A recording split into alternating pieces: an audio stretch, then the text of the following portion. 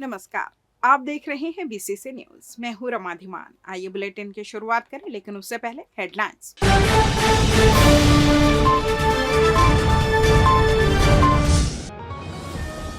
5वीं 8वीं की परीक्षा खत्म, मूल्यांकन कार्य शुरू।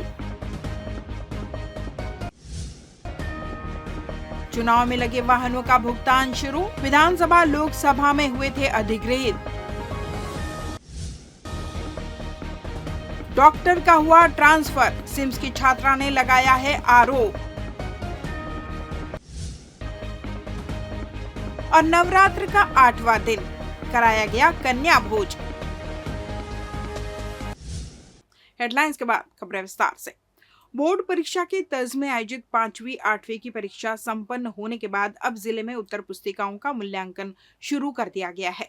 मिली जानकारी के अनुसार जिला शिक्षा अधिकारी अनिल तिवारी के निर्देश पर जिले में मूल्यांकन के लिए जिले में 16 परीक्षा केंद्र बनाए गए हैं, जहां शिक्षक बोर्ड परीक्षा के तर्ज पर ही 5वीं और 8वीं की परीक्षा के उत्तर पुस्तिकाओं का मूल्यांकन कर रहे हैं। इसी कड़ी में भिला ब्लॉक के विभिन्न स्कूलों के परीक्षार्थियों के उत्तर पुस्तिकाओं को Swami Atmanand Sheikh Gaffar government English medium Vidyalaya Tarbahar में किया जा रहा है।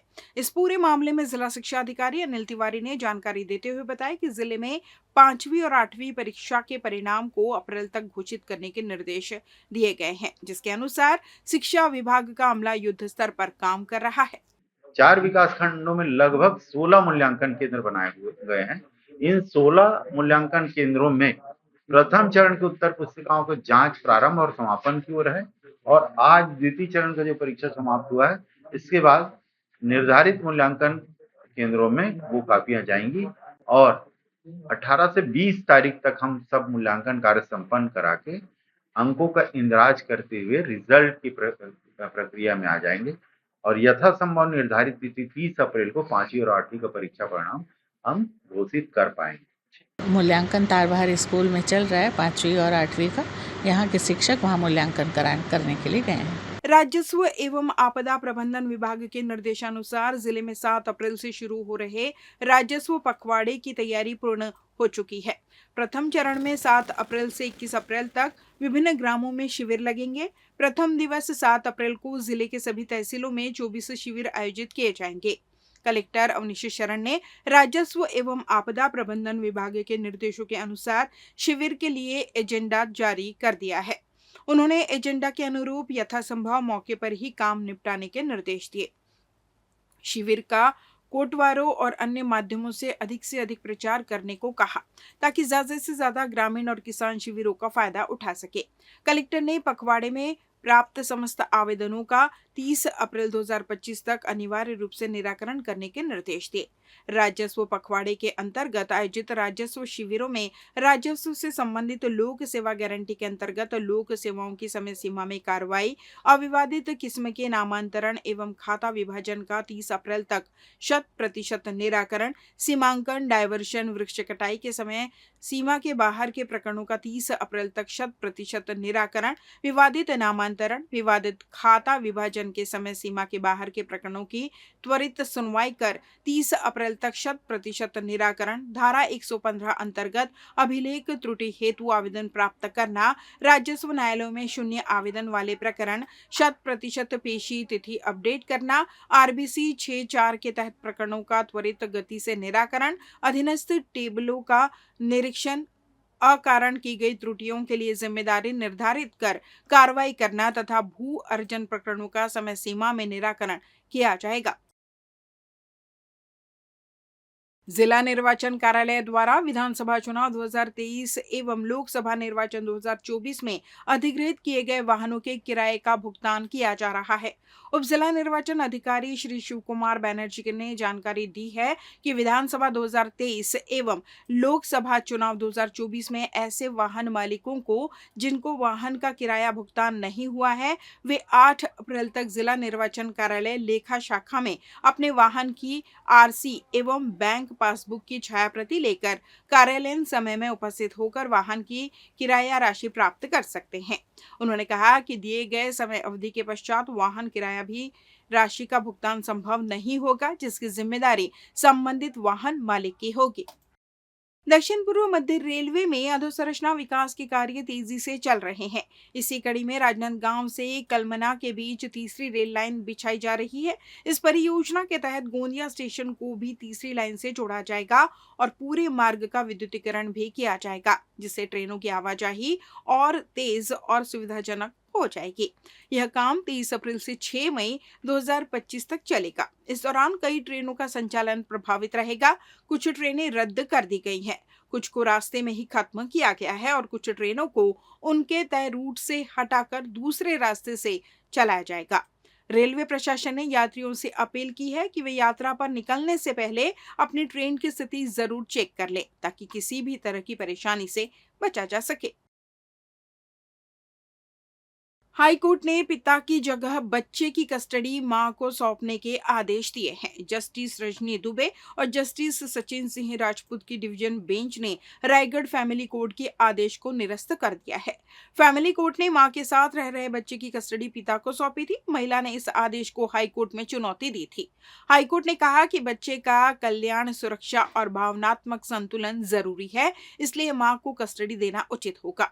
हालांकि पिता को सप्ताह में 4 दिन वीडियो कॉल पर बात करने और छुट्टियों में मिलने की अनुमति दी गई है।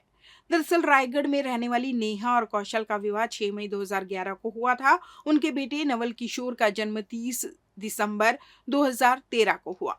शादी के कुछ समय बाद पति पत्नी के बीच विवाद शुरू हो गया। 10 अक्टूबर 2018 को नेहा बेटे को लेकर मायके चली गई। तब से दोनों अलग रह रहे हैं। पति ने तलाक के लिए आवेदन दिया। कोर्ट ने तलाक मंजूर किया और पति को भरण पोषण के लिए 3,000 रुपए मासिक और 5,000 रुपए मुकदमे पर हुआ खर्च देने का आदेश दिया था। तेज रफ्तार जिंदगी, फास्ट फूड कल्चर और बढ़ते स्वास्थ्य संकट के बीच बिलासपुर के व्यापार विहार इलाके के cross road business park complex में एक उम्मीद की नई किरण जगी है। मित आहार क्लिनिक। आइए जानते हैं क्या है मित आहार। एक स्वस्थ जीवन शैली की ओर बिलासपुर की नई उड़ान मित आहार। यह सिर्फ एक डाइटिशियन क्लिनिक नहीं, बल्कि एक सोच है, एक आंदोलन है जो लोगों को बेहतर जीवन शैली अपनाने की प्रेरणा देता है। इस प्रेरणादायक पहल के पीछे हैं मयूरी खंडूजा, अनुभवी क्लिनिकल डाइटिशियन और स्पोर्ट्स न्यूट्रिशंस। हाल ही में हमने उनसे खास बातचीत की, जिसमें उन्होंने मित आहार की शुरुआत, उद्देश्य और भविष्य की योजनाओं के बारे में विस्तार से बताया। अब आप ये पूछेंगे कि इस डाइट स्टूडियो का पर्पस क्या है। जैसे हम व्यायाम करने के लिए जिम जाते हैं, डॉक्टर को दिखाने के लिए हम डॉक्टर के क्लिनिक जाते हैं, वैसे ही हम अपने खान पान में और आहार में हमें क्या लेना चाहिए, उसके लिए हम डाइट स्टूडियो आते हैं या किसी डाइटिशियन के पास आते हैं। मेरे इस डाइट स्टूडियो में सभी प्रकार के डाइट और सभी प्रकार के एज ग्रुप के लिए डाइट उपलब्ध है। किसी भी एज ग्रुप, जैसे कि बचपन से लेके वृद्धावस्था तक, प्रेगनेंसी, लैक्टेशन के लिए, ऑल्सो स्पेशल चिल्ड्रन के लिए भी मैं डाइट्स प्रोवाइड करती हूँ। मयूरी खंडूजा ने बताया कि आजकल की व्यस्त दिनचर्या में लोग अपने स्वास्थ्य को दरकिनार कर देते हैं। मेरा सपना था कि मैं लोगों को सही पोषण और संयमित आहार के महत्व के बारे में जागरूक करूं। मित आहार का मतलब है मित यानी संयम और आहार यानी भोजन। हम यहीं से शुरुआत करना चाहते थे। हमने महसूस किया कि बिलासपुर जैसे उभरते शहर में भी हेल्थ और न्यूट्रिशन को लेकर जागरूकता की कमी है। हम चाहते थे कि यहाँ के लोगों को बड़े शहरों जैसी क्वालिटी हेल्थ गाइडेंस मिले, और वो भी उनके अपने शहर में। सही आहार की हम सभी को बहुत ज़्यादा ज़रूरत होती है, क्योंकि हम सबकी बॉडी अलग अलग रिक्वायरमेंट मांगती है। जैसे कि आप अगर एक हेवी वर्कर हैं तो आपकी बॉडी में अलग कैलोरीज की ज़रूरत होगी। मैं अगर घर में रहती हूँ, ऑफिस में काम करती हूँ, तो मेरी बॉडी को अलग नीड होगी। तो इसीलिए हर व्यक्ति की न्यूट्रिशनल नीड अलग अलग होती है। इसी हिसाब से हर व्यक्ति को डाइट में क्या क्या लेना चाहिए उसकी भी रिक्वायरमेंट अलग होती है।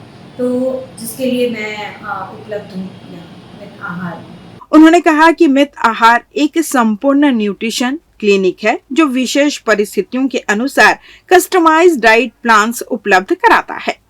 मयूरी कहती हैं, हम सिर्फ वजन घटाने पर ध्यान नहीं देते बल्कि एक समग्र जीवन शैली को बेहतर बनाने पर काम करते हैं। हर डाइट प्लान साइंटिफिक बेस पर तैयार होता है और हर व्यक्ति की जरूरतों को ध्यान में रखकर बनाया जाता है। क्योंकि यहाँ पर APSR डाइट क्लिनिक नहीं था जो लोगों को उनके दैनिक जीवन में किस तरह से खान पान लेना है, किस तरह से खान पान उनका होना चाहिए, इसके प्रति उन्हें जागरूक कराए। सो ये मेरा एक कदम है लोगों को जागरूक करने के लिए और उनकी सेवा में, ताकि मैं उन्हें बता पाऊँ कि उन्हें किस तरह से अपना दिनचर्या, आहार किस तरह से उन्हें बांटना चाहिए और किस तरह से वो स्वस्थ हो सके। स्वास्थ्य ही सबसे बड़ी पूंजी है। सही समय पर सही आहार लें और अपने जीवन को एक स्वस्थ दिशा दें। मित आहार आपकी इस यात्रा में आपके साथ है। तो अगली बार जब आप अपने खाने की थाली देखें तो याद रखें वो सिर्फ पेट भरने के लिए नहीं, जिंदगी बेहतर बनाने के लिए है। और अगर सही रास्ता चाहिए तो मित आहार हमेशा साथ है। BCC न्यूज के लिए मधु खान के साथ रमेश राजपूत की रिपोर्ट। रतनपुर के लोगों को अब महिला नसबंदी और सिजेरियन प्रसव के लिए दूर नहीं जाना पड़ेगा। उन्हें रतनपुर CSC में ही यह सुविधा मिलना शुरू हो गई है। मुख्यमंत्री श्री विष्णुदेव साय ने सुशासन में लोगों को बेहतर स्वास्थ्य सुविधा मुहैया कराने निरंतर प्रयास किया है। इसी क्रम में रतनपुर के CHC को अपग्रेड करते हुए यहां सर्व सुविधायुक्त ऑपरेशन थिएटर OT शुरू की गई है। यहाँ सिजेरियन प्रसव हुआ। अब तक यहाँ 7 महिला नसबंदी ऑपरेशन भी हो चुके हैं। अब रतनपुर क्षेत्र की गर्भवती महिलाओं को सिजेरियन प्रसव एवं महिला नसबंदी के लिए बिलासपुर आना नहीं पड़ेगा। कलेक्टर ने इसके लिए पूरे स्वास्थ्य विभाग की टीम को बधाई और शुभकामनाएं दी। उल्लेखनीय है कि कलेक्टर अवनीश शरण ने कई बार रतनपुर अस्पताल का निरीक्षण कर वहां OT संबंधी समस्त सुविधाएं देने के निर्देश CMHO को दिए थे। रतनपुर में OT हेतु आवश्यक सभी उपकरण एवं दवाइयां दी गई। DMF मद से अस्पताल में स्थापित OT में आवश्यक सुधार कार्य किए गए। मापदंड पूर्ण होने पर पहले पदस्थ टीम द्वारा नसबंदी ऑपरेशन किया गया। इसके बाद आज पहला सफल सिजेरियन प्रसव कराया गया। अब कोटा विकास खंड के रतनपुर एरिया के लोगों को सुविधा उपलब्ध होगी। सिम्स मेडिकल कॉलेज बिलासपुर के मेडिसिन विभाग के विभागाध्यक्ष डॉक्टर पंकज टेम्भुर्णिकर का तबादला अंबिकापुर मेडिकल कॉलेज में कर दिया गया है। यह तबादला ऐसे समय में हुआ है जब डॉक्टर टेम्भुर्णिकर के खिलाफ एक इंटर्न डॉक्टर ने छेड़छाड़ का मामला दर्ज कराया है। उक्त FIR सिटी कोतवाली थाने में दर्ज की गई थी, जिसमें उनकी अग्रिम जमानत याचिका कोर्ट से खारिज हो चुकी है। इस बीच प्रशासन ने डॉक्टर टेम्भुर्णिकर का तबादला अंबिकापुर मेडिकल कॉलेज में कर दिया है। इस तबादले को लेकर डॉक्टर टेम्भुर्णिकर का कहना है कि अंबिकापुर मेडिकल कॉलेज में PG सीट्स की मान्यता खतरे में पड़ सकती थी, क्योंकि वहां मेडिसिन विभाग में प्रोफेसर एवं HOD की कमी थी। ऐसे में प्रशासनिक कारणों से उनका तबादला किया गया है। उन्होंने यह भी बताया कि रायपुर मेडिकल कॉलेज में भी 2 PG सीटें कम हो गई हैं, इसलिए वहां से किसी प्रोफेसर का तबादला संभव नहीं था। इस वजह से सिम्स बिलासपुर से प्रोफेसर को भेजा गया है। बिलासपुर के सिम्स मेडिकल कॉलेज में अब चिकित्सा अधीक्षक डॉक्टर लखन सिंह को मेडिसिन विभाग के प्रोफेसर HOD की अतिरिक्त जिम्मेदारी सौंपी गई है। लेते हैं छोटा सा ब्रेक। पिछले 17 वर्षों से रियल एस्टेट के क्षेत्र में दे रहे हैं अपनी सेवाएं और लगातार शहर की जनता को एक नई लिविंग लाइफस्टाइल। अपने कार्यों एवं सेवाओं के माध्यम से लाखों लोगों की उम्मीदों को दिया है आकार। इसलिए जिले में ही नहीं पूरे प्रदेश में इनकी पहचान है बरकरार। आपके सपनों के घर को हकीकत में बदल कर है दिखाना, इसलिए आपके लिए लेकर आए हैं भाटी आशिया।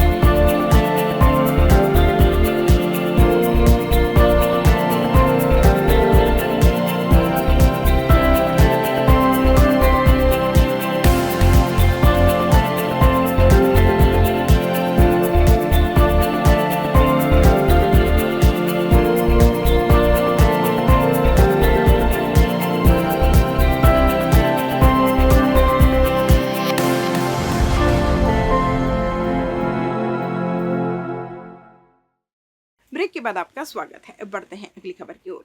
नयाधानी में चैत्र नवरात्र की अष्टमी तिथि पर शनिवार को देवी मंदिरों में और पंडालों में विशेष हवन पूजन जारी रहा।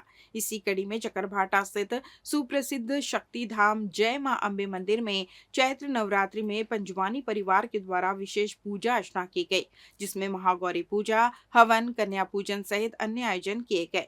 आपको बता दें, भागचंद पंजवानी के नेतृत्व में मंदिर के विशेष साज सज्जा कर उचित व्यवस्था की गई थी, जहां उन्होंने जानकारी देते हुए बताया कि सुप्रसिद्ध शक्ति धाम जय मां अम्बे मंदिर 24 सालों से नवरात्रि पर्व मनाया जा रहा है, जहां माता के पूजा अर्चना करने से भक्तों की हर मुराद पूरी होती है। इस वर्ष भी मंदिर में 300 से अधिक ज्योति कलश और एकता और अखंडता के प्रतीक के रूप में एक अलग ज्योति प्रज्वलित की गई है। उन्होंने बताया कि पौराणिक मान्यताओं के अनुसार भगवान शिव को पाने के लिए कई वर्षों तक मां पार्वती ने कठोर तप किया था, जिससे उनके शरीर का रंग काला हो गया था। जब भगवान शिव उनकी तपस्या से प्रसन्न हुए तो उन्होंने उनको गौर वर्ण का वरदान भी दिया। इससे मां पार्वती महागौरी भी कहलाई। महाअष्टमी या दुर्गा अष्टमी को व्रत करने और मां महागौरी की आराधना करने से व्यक्ति को सुख, सौभाग्य और समृद्धि मिलती है। सब पाप भी नष्ट हो जाते हैं। सुप्रसिद्ध शक्तिधाम जय मां अम्बे मंदिर में भी इन्हीं मान्यताओं के आधार पर अष्टमी होने के कारण मंदिर परिसर में विविध अनुष्ठान के साथ हवन रखा गया, साथ ही विशेष पूजा अर्चना की गई। इसके बाद कन्या भोज के लिए 2 से 10 वर्ष की कन्याओं का पूजन, दान दक्षिणा और भोजन कराया गया। साथ ही भंडारे भी रखा गया, जिसमें श्रद्धालुओं ने माता के प्रसाद के रूप में भोजन ग्रहण किया। इस दौरान मंदिर समिति द्वारा प्रसाद का वितरण किया गया। इस बीच भक्तों ने बताया कि उक्त मंदिर की स्थापना के बाद से ही पूरे चकरभाटा क्षेत्र में माता की कृपा मिली है, जहां व्यापारियों के साथ साथ हर वर्ग के लोगों ने अपने जीवन में सफलता हासिल की। माता के लिए यह भक्ति भाव देख सभी उपस्थित भक्तगण मंत्रमुग्ध हो गए। यज्ञ की परिभाषा ऐसी है कि यह मंदिर या विश्व में जितने भी हमारे पौराणिक मंदिर हैं, उनमें यज्ञ हवन इसलिए किया जाता है कि जिससे मानव कल्याण हो, जन कल्याण, पशु पक्षियों का भी कल्याण हो।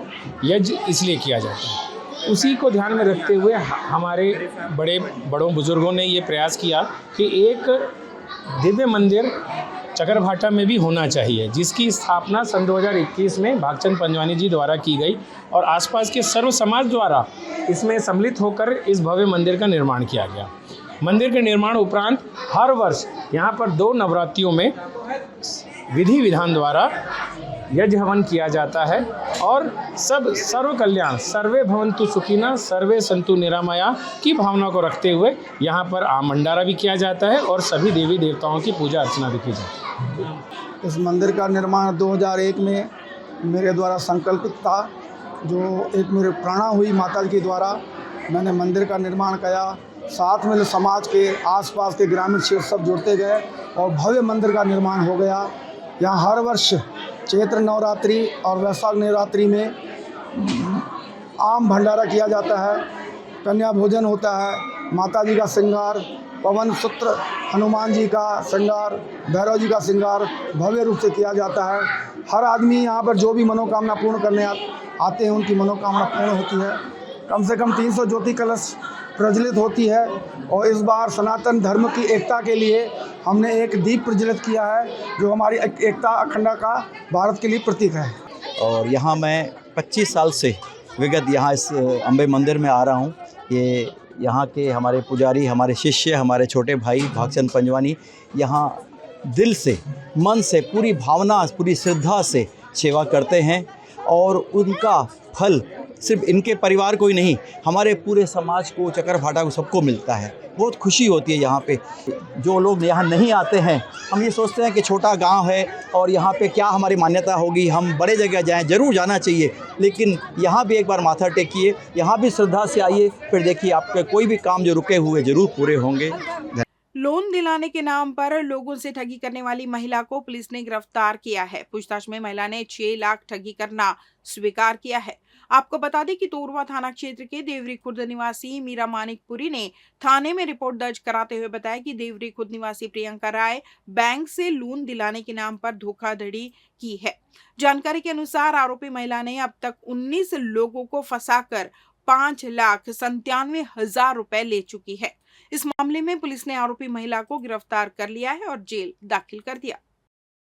आईपीएल में सट्टा खिलाने वाले 2 आरोपियों को सिविल लाइन पुलिस ने गिरफ्तार किया है। पुलिस को सूचना मिली कि ईदगाह चौक एवं मध्यनगरी चौक के पास 2 व्यक्ति मोबाइल फोन में IPL cricket Sunrisers versus Kolkata night Riders में टीम के हार जीत बॉल में रन बनाने ऑनलाइन जुआ खेला रहे हैं, जिस पर सिविल लाइन पुलिस के द्वारा रेड कर 2 युवक ईदगाह चौक के पास कमल लखवानी निवासी चकरभाटा से 700 एवं मोबाइल, वहीं मध्यनगरी चौक के पास से जय नागवानी निवासी चकरभाटा के कब्जे से नकदी रकम 800 रुपए और 1 मोबाइल जब्त किया गया। दोनों के विरुद्ध छत्तीसगढ़ जुआ प्रतिषेध अधिनियम के तहत कार्रवाई की गई। राहगीरों को तलवार लेकर डराने वाले आरोपी को सिविल लाइन पुलिस ने गिरफ्तार किया है। सिविल लाइन थाना क्षेत्र के ओम नगर में रहने वाला रेहान खान अपने पास तलवार रखकर आने जाने वालों को धमका रहा था, जिसकी सूचना पुलिस को लग गई। आरोपी को पुलिस ने गिरफ्तार कर उसके पास से तलवार जब्त कर ली। वहीं आरोपी रेहान खान के खिलाफ आर्म्स एक्ट के तहत कार्रवाई कर जेल दाखिल कर दिया। छत्तीसगढ़ में एक बार फिर मौसम का मिजाज बदलने की संभावना है। प्रदेश में आज मौसम शुष्क रहेगा, साथ ही तेज धूप के साथ गर्मी पड़ेगी और तापमान में वृद्धि होगी। हालांकि 6 अप्रैल से फिर बारिश का दौर शुरू होने वाला है। बीते दिनों बारिश होने की वजह से प्रदेश में तापमान में 4 डिग्री तक गिरावट हुई है। शुक्रवार को प्रदेश में सबसे गर्म बिलासपुर रहा। यहाँ सर्वाधिक अधिकतम तापमान 36.9 डिग्री दर्ज किया गया। शनिवार को राजधानी रायपुर समेत पूरे प्रदेश में मौसम साफ रहेगा, साथ ही तापमान में बढ़ोतरी हो सकती है। इस बुलेटिन में बस इतना ही। अगले बुलेटिन में आपसे होगी फिर मुलाकात, तब तक मुझे दीजिए विदा। नमस्कार।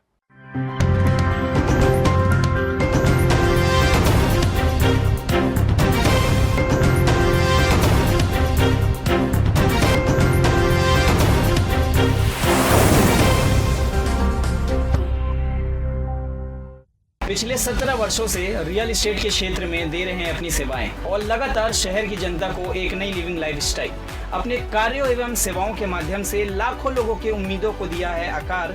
इसलिए जिले में ही नहीं पूरे प्रदेश में इनकी पहचान है बरकरार। आपके सपनों के घर को हकीकत में बदल कर है दिखाना, इसलिए आपके लिए लेकर आए हैं भाटी आशिया।